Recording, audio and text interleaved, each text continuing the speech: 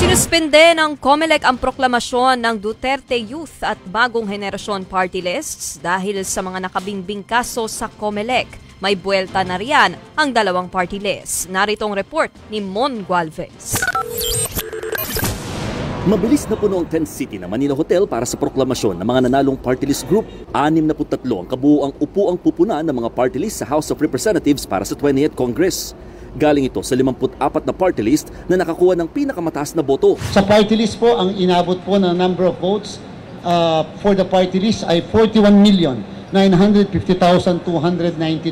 Dito po binase ang Banat versus COMELEC. Dito po binase ang 2% threshold. Dito po binase ang additional seat at dito po binase ang seat na entitled kahit maaari hindi nakakuha ng 2%. Ang sabi ng Supreme Court sa Banat versus COMELEC, lahat ng seats ay dapat punuan. 3 pwesto ang na-secure ng Akbayan, Duterte Youth at Tingog. Tig-2 naman sa 4-piece, ACT, CIS at Ako Bicol Party List. Lahat sila hindi bababa sa 1 milyon na nakuwang kabuoang boto, habang tig-isang representative naman ang uupo mula sa nasa pang-7 hanggang 54th place na party list. Pero bago mag-umpisa ang mismong proklamasyon, binasa ng COMELEC ang resolusyon na nagsususpindi sa pagproklama sa dalawang party list dahil sa mga nakabinbin nilang petisyon. Kabilang ang Duterte Youth at BH o Bagong Henerasyon Party List. I think po mas unfair kung halimbawa later na proklama ka na, hindi pa nagsisimula yung assumption to office, biglang nagkaroon ng decision, tanggal ka. Mas masakit po yon.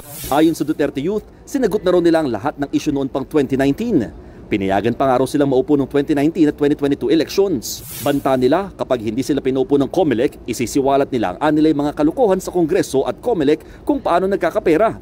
Ayon sa Bagong Henerasyon Party List, wala silang natanggap na kopya ng reklamo. Handa raw silang harapin ang anumang isinampas sa kanila. Nag-hain na raw sila ng urgent motion to proclaim sa COMELEC. Nagbabalita mula sa frontline, Mon Gualvez, News 5.